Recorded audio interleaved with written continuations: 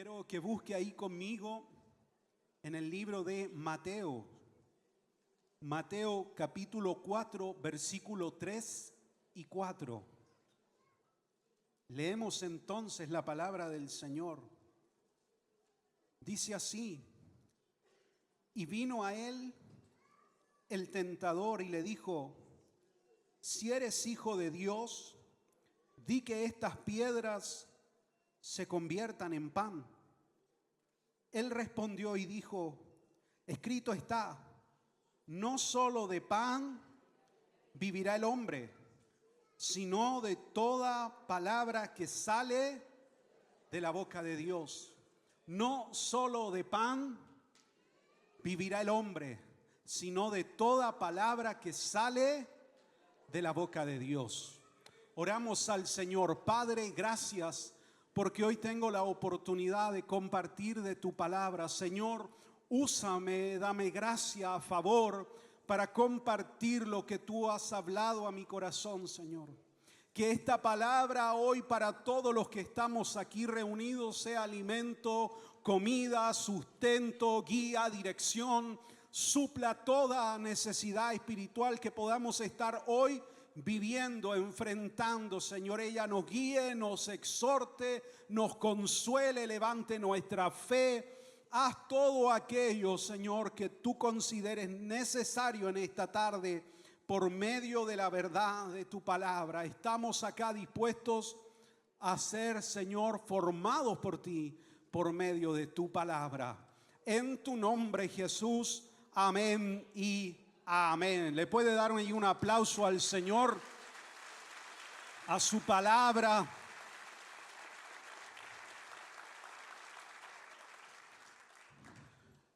Puse como título a este mensaje: hambre de Dios. Lo que acabamos de leer es la tentación de Jesús.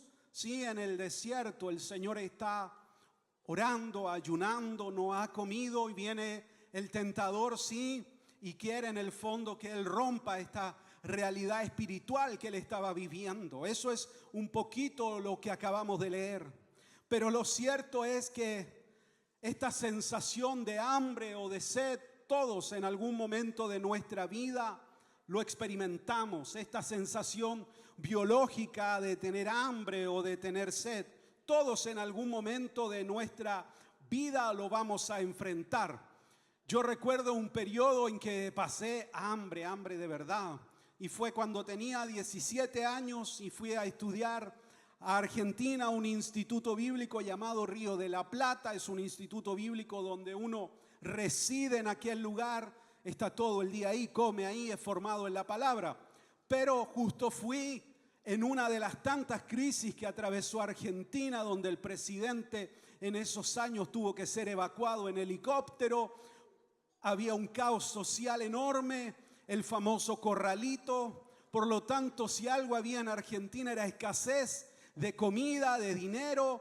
Imagínese un instituto bíblico, que un instituto bíblico se sostiene por fe, créame que eso es verdad. Así que nos hacían de todo, comida inventaban, nos daban sopa, al otro día sopa 2, sopa 3, fideos sin salsa, fideos así, sin nada, por la fe ahí comíamos como que fueran fideos con salsa. Me fui pesando 68 kilos y volví pesando 62 kilos en 3 meses. ¿Sí? Para que usted se haga una idea. Eso es pasar hambre. Y la Escritura también relata periodos de hambre, tiempos en que hubo hambre en la tierra. Y el hambre es un movilizador en el hombre, en el ser humano. El hambre moviliza muchas decisiones. Mucha gente se mueve de un país a otro porque hay problemas económicos, porque hay escasez. Muchas decisiones se toman movidos por el hambre, porque no hay futuro de pronto donde estamos viviendo. Y eso también lo recoge la Escritura, lo toma y lo relata. Por ejemplo, Abraham dice que subió a Egipto sin consultar a Dios porque habría hambre en la tierra. Lo mismo va a repetir Isaac. Lo mismo haría Jacob. ¿Se acuerda? Había una gran hambre en Egipto, pero Dios tenía un plan preparado, había preparado a José. él estaba ahí, era el segundo después de Faraón, había hambre y todo, sí, toda la descendencia de Jacob, todos sus hijos se refugiaron en Egipto y Dios los sostuvo en ese tiempo, les dio de comer. Hay otra historia aún más trágica, quizás es la historia de Ruth y Noemí. Ella se mueve porque ya no había pan en Belén, en la casa de pan no había pan. Se va, sí, a Moab pensando que ahí hay un mejor futuro y hay una pérdida y hay una desgracia. Pierde, sí, a su esposo, a sus hijos.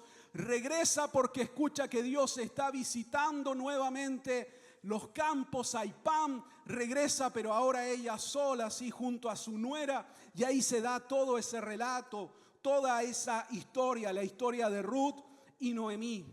El hambre entonces es un movilizador. Amén. Moviliza muchas decisiones, erradas o no, pero nos moviliza. Pero lo cierto es que Dios prometió saciarnos. Dios prometió darnos el pan diario de cada día. Él lo prometió y lo enseñó así en la oración. Dijo que debíamos de orar de este modo: Señor, danos el pan nuestro de cada día. Amén. Jesús también lo ilustró, dijo que no nos afanemos por las cosas naturales, porque aún dice ni los lirios del campo, ni aún Salomón con toda su gloria, dice, se vistió como los lirios del campo. Dios tiene preocupación de las aves, dice ahí Jesús, cuánto más no tendrá preocupación de cada uno de nosotros. Dios entonces ha prometido saciar esta hambre natural, podríamos decirlo de este modo. Pero existe otra clase de hambre, un hambre más importante, un hambre más trascendental y un hambre que puede definir mi eternidad. Es un hambre por Dios, es un hambre por las cosas sagradas de Dios, es un hambre por buscar al Señor, es un hambre por tener una comunión continua y diaria con Dios. Esta hambre es más profunda y es más trascendental que lo que entra al estómago diariamente. Esta clase de hambre no somos del todo conscientes que la teníamos antes de encontrarnos con Cristo. Sabíamos que había un vacío interior, pero no sabíamos que Dios podía saciar ese vacío. No éramos conscientes de que el Señor era quien podía llenarnos y suplir todo el vacío que había en nuestro corazón. Estábamos ciegos a esta verdad, así como el siervo de Eliseo, Giezi, estaba ciego a que estaban rodeados por el ejército del cielo y solo veía al ejército sirio que los quería invadir.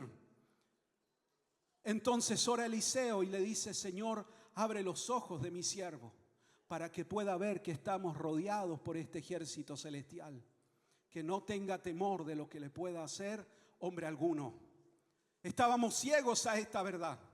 Pero un glorioso día que vino Cristo, todo cambió y nuestros ojos fueron abiertos. Bendito día, glorioso día en que Cristo apareció y abrió mis ojos y me hizo ver una verdad espiritual a la cual yo estaba ciego, completamente ciego. No lo podía ver. Aunque otros me hablaban de Cristo, aunque otros me hablaban del Señor, yo aún no lo conocía y no lo podía ver. Y acá quiero contar mi propia historia. Sí, mi propia historia de vida. Yo nazco en un hogar cristiano, evangélico, quizás como algunos de acá han nacido. Muy pequeño me enfermo gravemente de meningitis. Los médicos me desahucian. Mis papás deciden llevarme a la casa, no dejarme en el hospital, firman el consentimiento y me ponen en la cama cuando llegan a la casa y oran al Señor. Señor, si tú quieres, sánalo. Si no, llévalo a tu presencia. Tú nos has dado este hijo, es tuyo, te pertenece. Pero si tú haces un milagro, nosotros prometemos que Él te servirá, será un siervo tuyo. Dios obró el milagro. Sí, a mí me contaron esta historia. No tengo recuerdos de aquello. Así como a uno le relatan su familia las vivencias espirituales que puede tener el papá, la mamá, el abuelo, el tío. Era parte de mi historia, pero no la sentía mi propia historia. A mis 16 años, en marzo, estoy entrando a mi último año en el colegio. Mis papás no están en mi casa, ellos van a un congreso, a un evento. Estoy solo, ellos dejan la radio prendida, están transmitiendo este evento, este congreso. El pastor estaba predicando, era Edwin Álvarez, predicaba de una forma muy particular. Me llama mucho la atención, me quedo oyendo sentado ahí en la cama de mis papás. Y trae el Señor a memoria esta historia, que era mi historia, pero no la sentía propia. Porque Dios no tiene nietos, Dios tiene hijos. Y el pastor predica, termina de predicar y yo oro al Señor. Señor, a mí me contaron que tú eras real, que tú eras verdadero.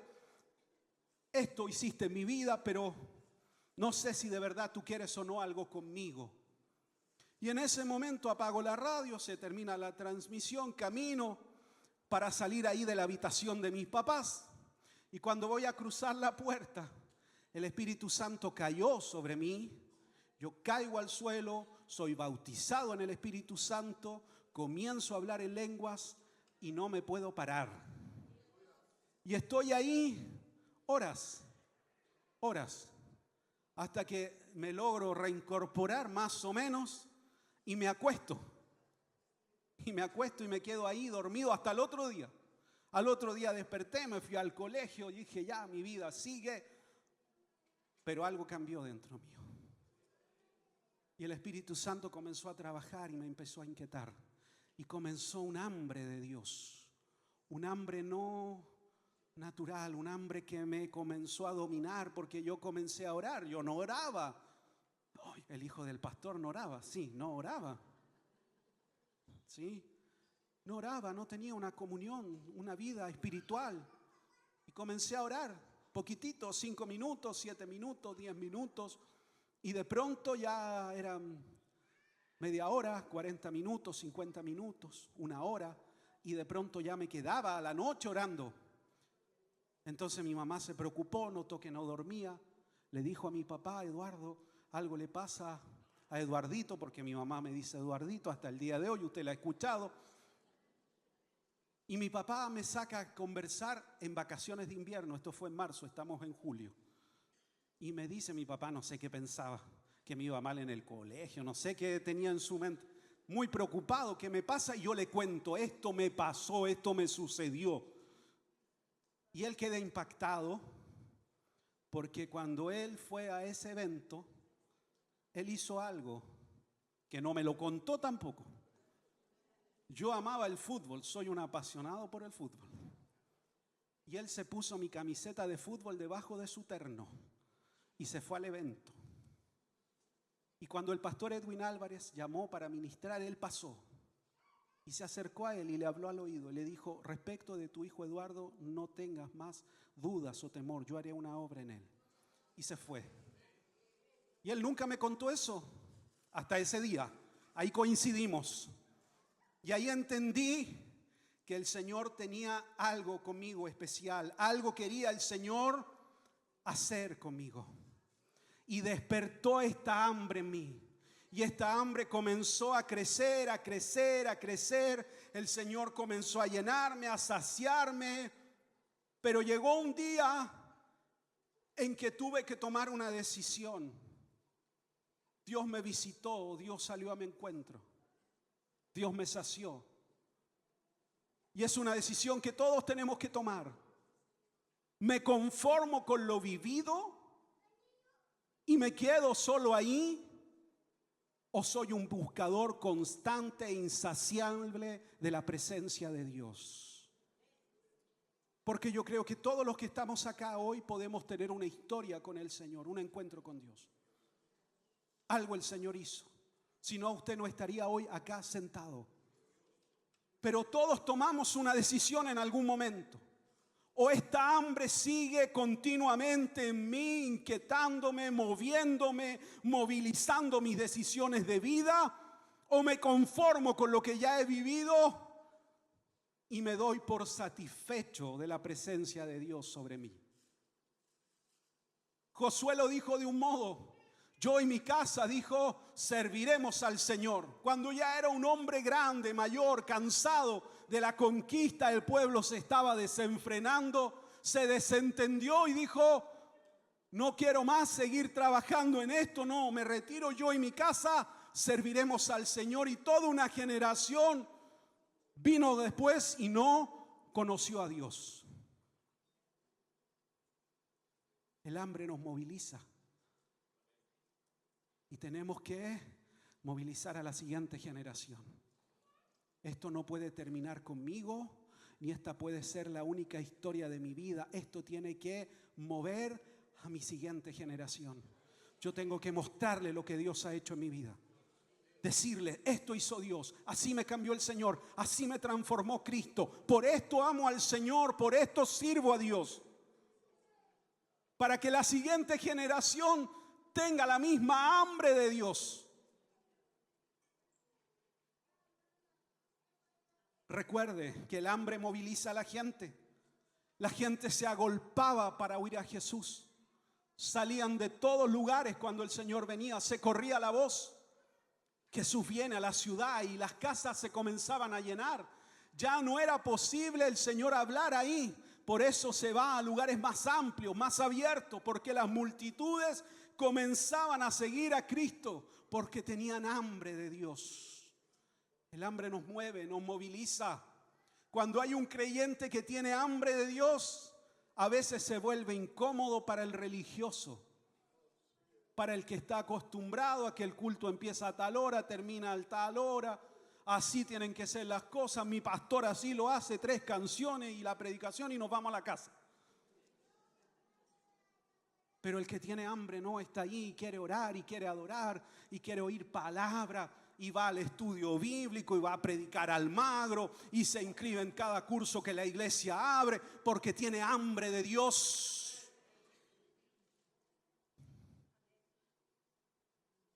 El que tiene hambre se vuelve incómodo para el resto. Porque esa hambre que tenemos de Dios nunca se sacia plenamente. Por eso nuestro Señor respondió a la tentación diciendo, no solo de pan vivirá el hombre, sino de toda palabra que sale de la boca de Dios. ¿Por qué? Porque lo que sustenta el espíritu del hombre es más importante que lo que entra al estómago. La palabra de vida de Dios para nosotros es más importante que lo que pueda llenar hoy mi estómago. Porque un hombre que su corazón está herido, dañado, quebrado por la vida, aunque se llene de todo, nunca va a encontrar plenitud en aquello. Puede tener todo, pero estar vacío. Solo Dios puede llenarnos plenamente. Y como dijo Gerald, una vez que yo probé la verdad de Dios, ya nada más me va a saciar. Solo Cristo, solo el Señor. Por eso yo quiero todo lo que viene de Dios, todo lo que Dios tiene para mí. Yo quiero comerlo, vivirlo, disfrutarlo, porque siempre tengo hambre de Dios. Desde que el Señor me visitó, esta hambre no se ha detenido. Está siempre, siempre, siempre. Y le reclamo al Señor una y otra vez, como John Knox: Señor, dame mi país, visita mi país, muévete en medio de mi país, muévete en medio de América Morena, Señor, muévete en medio de nuestras naciones. Dame mi país o me muero, oraba John Knox. Denle un aplauso más fuerte al Señor.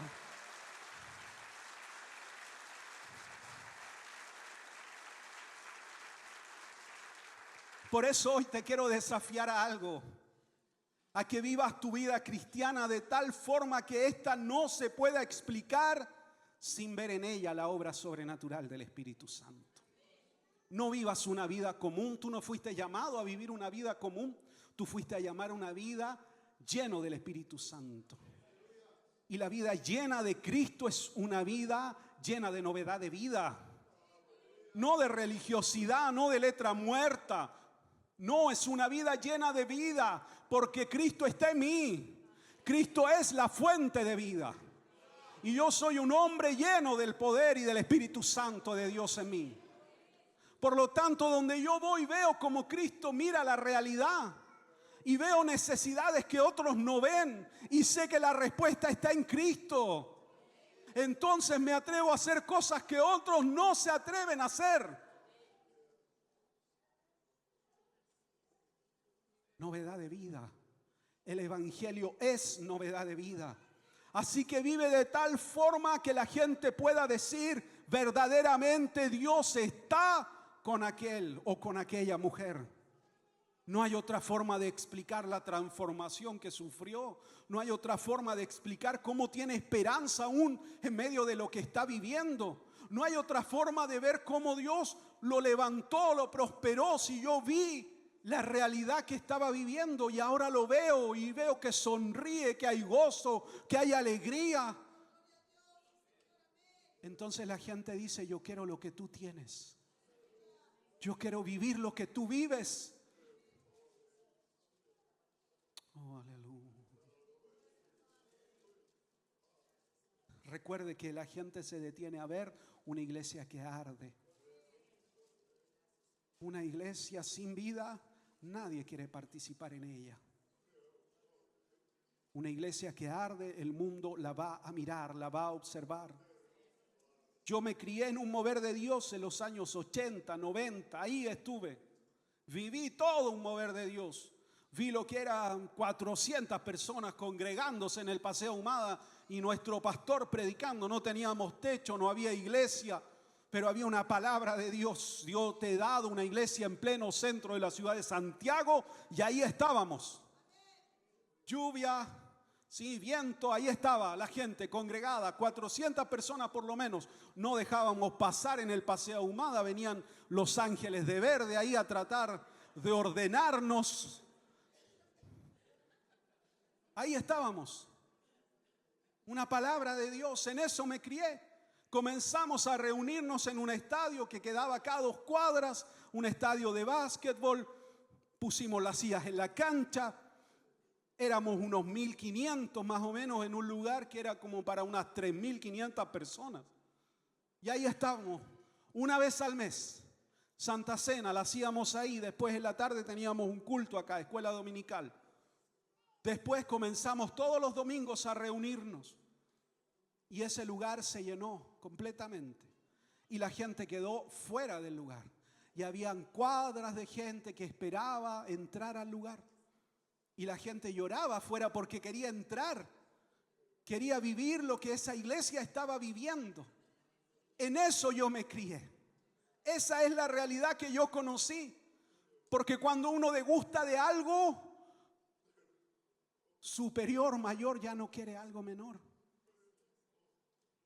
Cuando usted come una comida, ¿sí?, rica, nunca lo había probado, nunca había probado esta preparación, no sabía que esta comida se podía hacer de esta forma. Cuando a usted le vuelven a ofrecer esa comida y no tiene el mismo sabor, usted dice, sí está rica, pero interiormente está pensando, no es como lo que yo comí. Y mi problema no es que tengo una añoranza del pasado. No.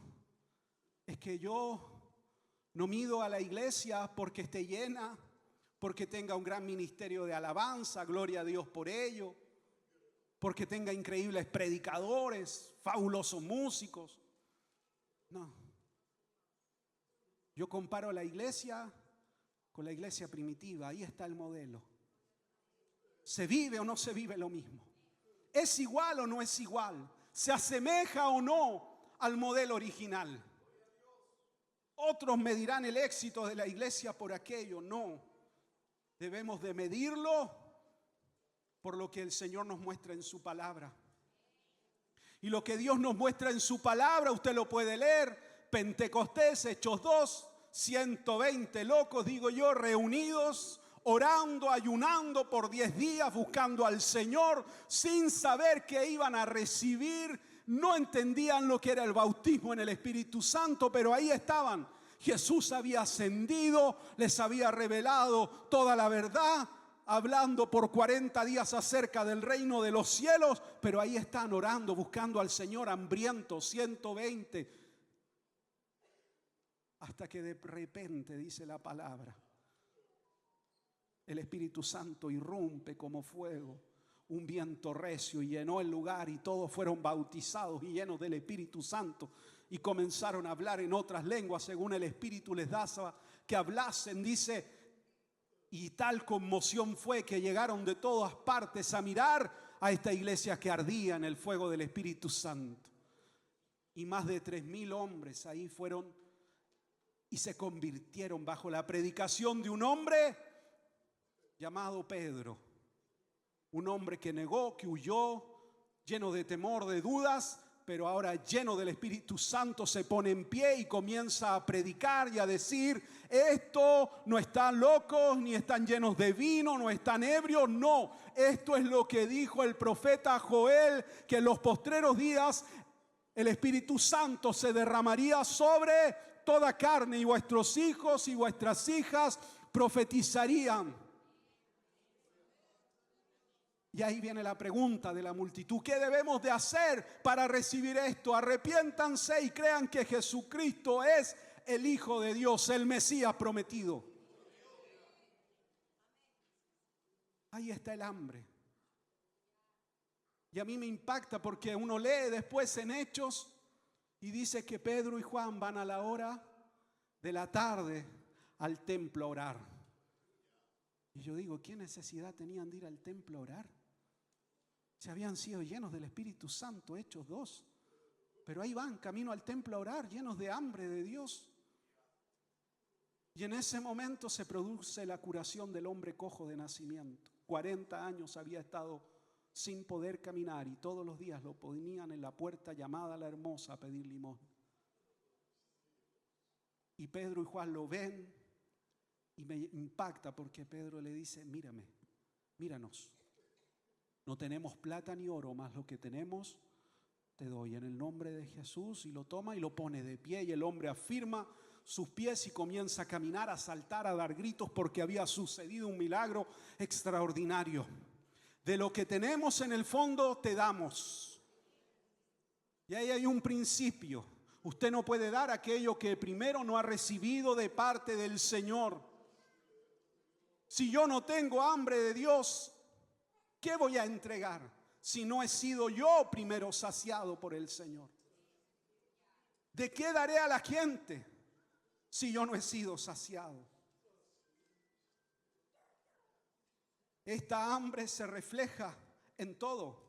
Fueron encarcelados, amedrentados, dice la palabra, forzados ahí a que no hablaran más en el nombre de Cristo, pero salen de aquel lugar y van a los suyos, dice. Y llegan y les cuentan todo lo que ha sucedido.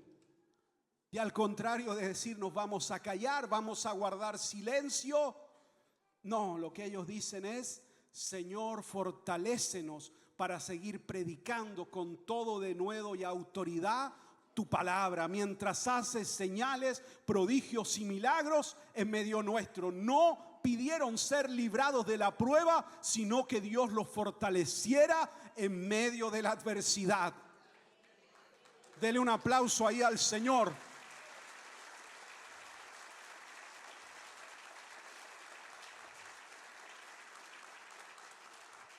Eso refleja hambre de Dios, deseos de que el Señor cambie y transforme su vida. ¿Por qué es tan importante esto? Porque refleja así mi realidad espiritual. Refleja en qué estoy. Si no me quebranto por lo que Dios se quebranta. ¿Hace cuánto no oro y me quebranto en la presencia del Señor? ¿Hace cuánto tiempo no hago un ayuno? No para pedir algo, sino para estar en intimidad con Dios. Para estar en su presencia, para estar con Él. ¿En qué realidad estoy? ¿Por qué es importante? Porque esta relación con Dios es la relación más importante que yo voy a tener en mi vida. Porque si esta primera relación está sana y continuamente me nutre, sanará y nutrirá sanamente todas mis otras relaciones. Si mi relación con Dios fluye, es un continuo, y Él me habla y me llama a cambiar, a modificar, yo escucho, soy sensible, modifico mi vida de acuerdo a lo que el Espíritu Santo trae como convicción de pecado de pronto a mi corazón, me guía, me habla, me va a ir sanando, y eso va a sanar mis relaciones, va a sanar mi matrimonio, lo va a sostener, lo va a sustentar en medio de la prueba, de la crisis que puede enfrentar todo matrimonio. Me va a dar palabras adecuadas de pronto en alguna situación con mis hijos donde hay complejidad en las relaciones interpersonales. Me va a traer paz para no responder visceralmente, porque el Espíritu Santo está obrando en mí. Por eso esta es la relación más importante que yo puedo tener. Recuerde que una señal es que el corazón de los hijos se volvería al corazón de los padres, se volverían a unir cuando venga el Espíritu Santo y sean todos llenos de su presencia. Por eso debo de tener esta hambre continua por el Señor. Recuerde, los hambrientos son los que rompen el techo y bajan a alguien que no podía entrar. Los hambrientos son los que gritan ahí, dicen: Jesús, Hijo de David, ten misericordia de mí. Y alguien le decía: cállate, que molestas al maestro. Y él seguía gritando porque sabía que en Cristo estaba la respuesta. Los hambrientos son los que la multitud no los detiene, aunque apriete, aunque aprisione al Señor. Ahí está esa mujer que dice: aunque sea que toque el borde de su manto, seré sana. Oh, Jesús.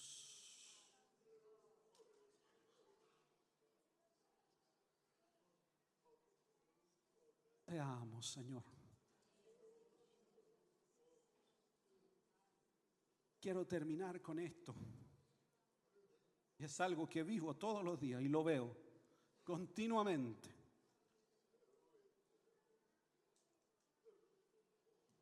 Lo veo en mi pequeño León, que tiene hambre. Sí, tiene hambre. Y cuando él tiene hambre, nada importa. Llora y pasa de 0 a 100 en su llanto. De verdad, él le da hambre, así es como un reloj, a las 4 horas. Se despierta y llora al tiro. Quiere que su hambre sea saciada. Y no le importa ni el contexto, ni la hora, ni dónde estemos, ni quién esté a su lado. Él tiene hambre y quiere ser saciado. ¿Y quiénes somos los que debemos de proveer para él? Sus padres. Jesús usó esta ilustración y dijo: si ustedes, que de pronto no son tan buenos padres, saben dar buenas dádivas a sus hijos, ¿cuánto más su Padre Celestial, dice, no les dará también a ustedes el Espíritu Santo si es que se los pide? ¿Acaso nuestro Padre Eterno no saciará el hambre que yo tengo de Él, la necesidad que tengo de ser lleno de su presencia? Si nosotros lo hacemos con nuestros hijos, ¿acaso Dios, que es nuestro Padre Eterno, no lo hará con cada uno de nosotros?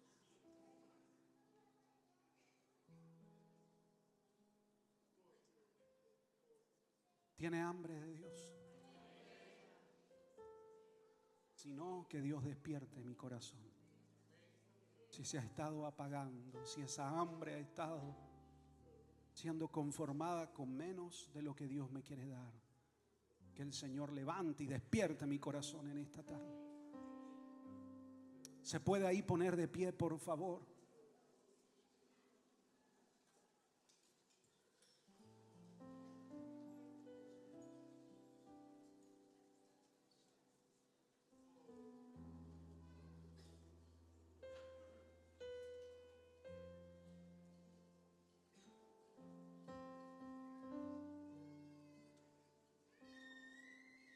Te amo, Jesús.